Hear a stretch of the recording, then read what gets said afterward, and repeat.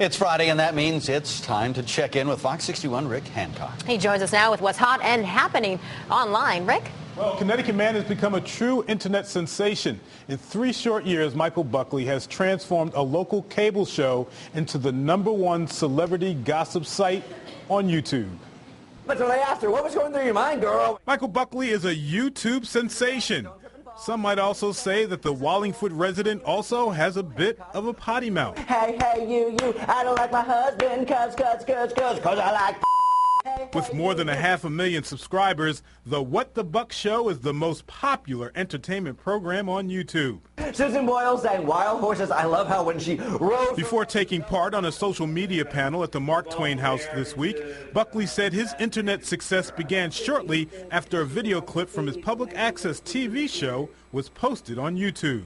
And at the time, I didn't know what YouTube was. I didn't know anything could come of it. And I did that, and we just kept putting the clips on YouTube. And now, 3 years later, I am, one of the top YouTubers, have over 560,000 subscribers, and I stay home and make YouTube videos full-time for a living. So What the Buck has become wildly popular, especially among the high school crowd.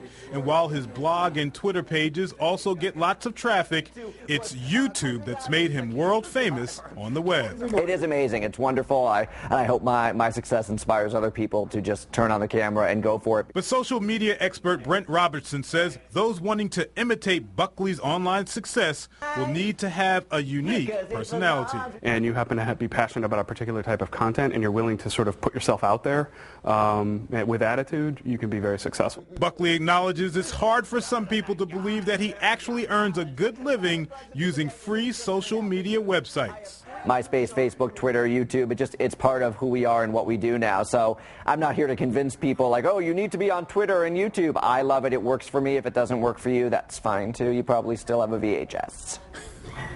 And again, I want to remind folks out there that while Michael Buckley's YouTube site may be interesting and entertaining, be warned, he quite often uses language many people will find offensive. Two of the biggest names in technology and the internet are having a hard time talking to each other. It's been rumored for a few weeks that Apple rejected overtures from Google to offer Google's voice app for the iPhone. Google Voice lets people pick a new phone number, then route incoming calls to cell or office home phones. It also lets users place calls from within the application.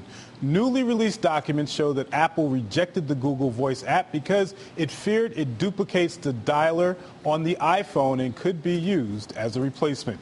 Every week I ask viewers to email me with blogs or websites to check out. This week I got a phone call from our very own Brent Harden, who told me I needed to check out this really cool music site called Pandora. And he's right. Pandora bills itself as a new kind of radio station that plays only the music you like. Just type in the name of your favorite artist or song, and Pandora scans its vast music library that goes back more than 100 years. In Brent's case, he searched for one of his favorite artists from his junior high school days, and lo and behold, he came across Long John Baldry, who recorded that memorable hit, Don't Try to Lay No Boogie Woogie on the King of Rock and Roll. And unfortunately, I really wanted to show it, but we didn't get to it. But as always, if you have a blog or website you want me to check out, send me an email.